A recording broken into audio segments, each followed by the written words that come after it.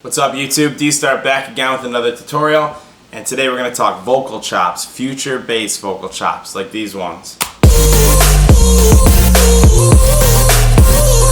Alright, no BS, let's get into it.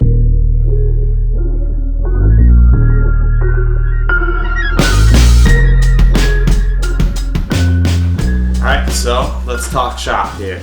We started out, this is a remix of Havana by myself and DJ M. Ortiz. The idea when it comes to these vocal chops is you want to find a really distinct vocal, and usually something that's kind of belting, like a ooh or an ah, single syllable. Try to stay away from pitch bends if you can. Sometimes they're really interesting, sometimes they can throw the drop off. But look for like really like from the chest style sung vocals that are kind of upfront and powerful. The indie kind of like sung but sort of spoken vocals don't really work. You want those like belted out vocals usually, but hey, anything can work. So yeah, so we took the oohs and the hook. I'm not going to play the Havana vocal because it's probably going to hit me with the copyright. So let's get into the Ableton real quick. Apple J on the part you want to use to consolidate it. So for us, we want to use the hook. So I select that, press Apple J to consolidate, and then you should be able to get just the clip down here. As you can see, if you look down there, it's usually the entire acapella. I just want this section here. Then what we're going to do is we're going to open up a copy of Serato sample. So create a new MIDI track with Apple Shift T, Serato sample, and it's going to ask you to drag the vocal in, and you're going to take that slice that we just made, and then you can click Find Samples. In this case I'm going to do Set Random because Find Samples wasn't working too well. Press Set Random, boom, now you're left with all these vocal slices. So now I'm going to go to our keyboard, make sure you're on the right octave. You need to be like 1 or 2 octaves down on this depending on the size of your keyboard. Make sure you arm the track, and then let's see what Serato sample came up with.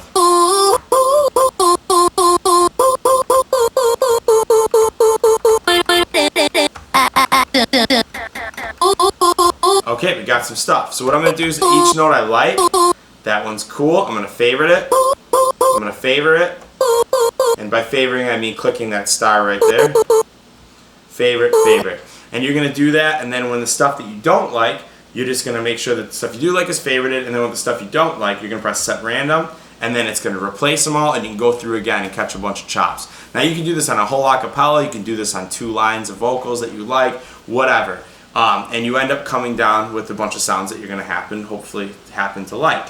So then what we're going to do is we're going to build a MIDI channel. So we're going to pick Apple Shift M, and I'm going to fast forward because I already did this. And I'm going to do unfreeze track. Let's open up the MIDI channel. Here's my pattern, and I'm going to zoom out. And now I'm going to turn this little blue headphone thing on, right here, on, and I'm going to take, and that means it's going to basically audition each note so you know what it sounds like. And what you're going to do is you're going to skim through, and all the stuff that you like, you're going to leave a note in place, and you're going to shift it to the left. So I like these 4 notes. And I'm going to do fold. Now that way, since you're taking the acapella, again you can use any acapella, any vocal, I recommend using one that is from the original song, so that way everything stays in key. But with Serato sample you can easily shift it up and down to make it in key, no problem, or you can melodyne it later if you're not using Serato sample, whatever. Also, you don't need to use Serato sample for this. You can use the Ableton slicer, sampler, and then use the slicer tool inside of it, and it'll work just fine. It's cool. It's just Serato sample favoriting thing really does it for me there, and it allows me to kind of it's just the workflow is a lot better for me. You could try the slicer, and you'll see it takes a little bit longer, but it's still very doable. So, all right, so we're left with these 3-4 notes that we use. I ended up using literally just 3, and I just drew in a pattern here. Pretty straightforward. Just play around. Start with the rhythm if that helps you, and maybe play the drums along with it. Otherwise my patterns get a little too abstract. I want to keep it energetic, so I ended up coming up with this.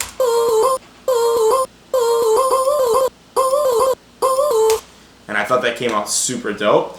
The only thing is that I kind of got a little crazier over here, and I only used 3 sounds for this, by the way, but it sounds like more because your vocal actually is playing different. It's not like just one flat note. When you use like one of those vocal one-shots and you just get like ah, when you play 3 notes, just it sounds boring. But with this, you get that real natural movement, which makes it super interesting.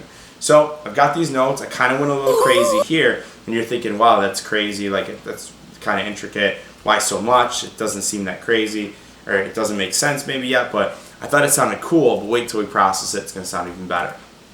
So then I'm going to right click, I'm going to hit freeze, and then this is going to happen. It takes a second. And then when you get that, make a new audio channel, copy the freeze loop that you came up with, paste it into audio, and you'll come up with this right here, which is a waveform. You have to freeze it. I canceled it. Whatever. And you come up with this. Cool. And I'm going to freeze this real quick. And this is where it gets interesting. I bring it into Melodyne personally. You don't have to do this. This is extra credit, but it's a little processing trick. Open up Melodyne, press transfer, bring the vocal in. Cool, get one full loop of your vocal, and then give it a second. Should come up with something like this. If it didn't work right, make sure you click melodic, not polyphonic, if it thinks it's chords. Again, also make sure you pick stuff that doesn't necessarily have a lot of harmonies in it too when you chop the vocals. You'll know when it's right. Hit Apple A. Check the third tool over here called the Formant tool. And again, I'm not doing pitch correction. I'm going to change the tone of the vocal a little bit. So check it out. Here's the vocal. And there's the vocal with the Formant correction. I actually ended up going down. You just grab it, drag it up and down, and you can change the Formant.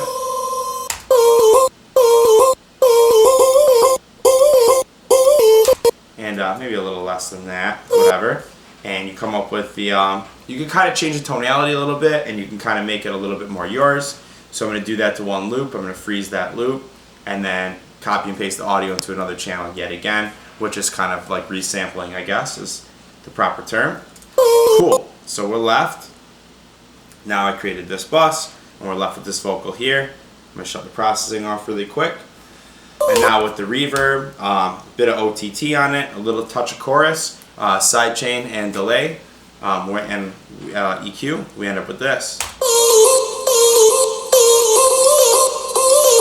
And that's all there really is to it, guys. Pretty straightforward. I had one more section here where I pitched it up an octave, and we're ended up with this. Here's the drop.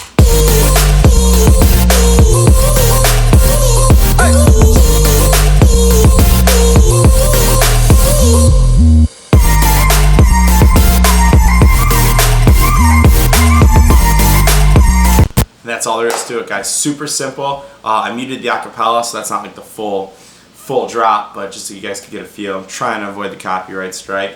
But hey guys, check it out. If you like this, please smash that like button. Please smash that subscribe button. Show some love. And I'm always looking for inspiration for new videos. So if you guys are curious about a technique or some sort of thing that you heard in a song that you really feel, hit me up, leave it in the comments. And if you guys like the tutorial, have some criticism, whatever, leave it in the comments. I'm here. And yeah, thanks guys. Take it easy.